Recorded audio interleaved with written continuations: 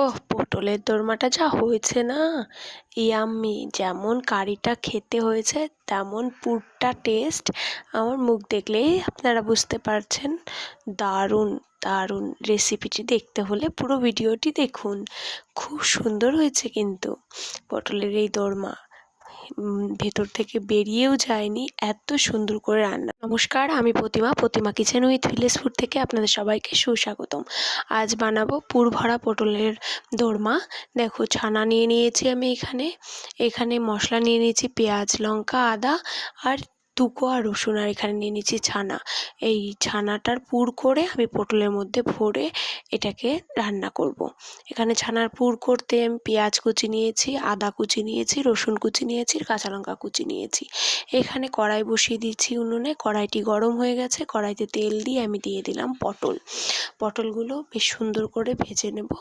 না হলে পটল ভালো করে না ভাজলে পটলের যে একটা কাঁচা গন্ধ সেটা কিন্তু আমরা নিতে পারবো না, কারণ আমরা পটলটাকে ভালো করেই ভেজে নেব। এইবার ওইটা ঠান্ডা হয়ে গেলে ওর মধ্যে পুরগুলো ভরে দেব। এবার পুরটা বানানোর জন্য প্রথমে আমি তেলে দিয়ে দিলাম আদার একটুখানি ফ্লেভার বেরোলে দিয়ে দেবো রসুনের একটু ফ্লেভার বেরোলেই দিয়ে দেবো কাঁচা লঙ্কা। এবার কাঁচা লঙ্কাটা দিয়ে একটু ভাজা ভাজা করে দিয়ে দেবো পেঁয়াজটা দিয়ে একটু ভাজা ভাজা করে নেড়ে নিয়ে দিয়ে দেবো একটু লবণ, স্বাদ অনুযায়ী চিনি, ব্যাস আর কিছু না। এইবার দিয়ে দেবো ছানাটা। তার আগে আমার স্পেশাল মশলা জয়িত্রী, জয়ফল, ধনে, জিরে, গোলমরিচ, এলাচ, দারচিনি, লবঙ্গ দিয়ে একটি মশলা বানানো থাকে।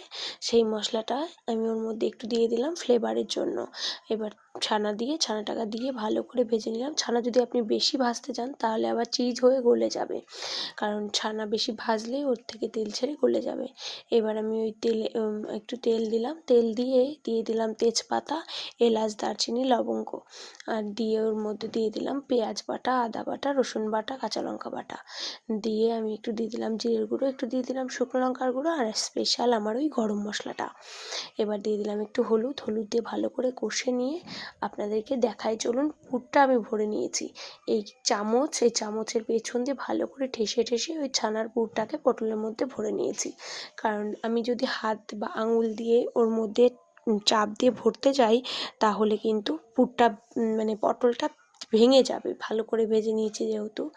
এবার দেখুন, আমি মশলাটাকে ভালো করে কষিয়ে নিয়ে ওর মধ্যে দিয়ে দিলাম দুধ। আমরা নারকেলের দুধ দিয়ে রান্না করতে হয় জানি, কিন্তু আমার হাজব্যান্ড নারকেলের দুধ খেতে পারে না, ওর প্রচণ্ড পরিমাণে গ্যাস হয়। আমি ওই জন্য এইখানে আমুলের দুধ দিয়ে নিয়েছি। আপনারা চাইলে নারকেলের দুধ ব্যবহার করতে পারেন। দেখুন কালারটা কি সুন্দর এসছে। আমার রেসিপি ভালো লাগলে প্লিজ সাপোর্ট করবেন।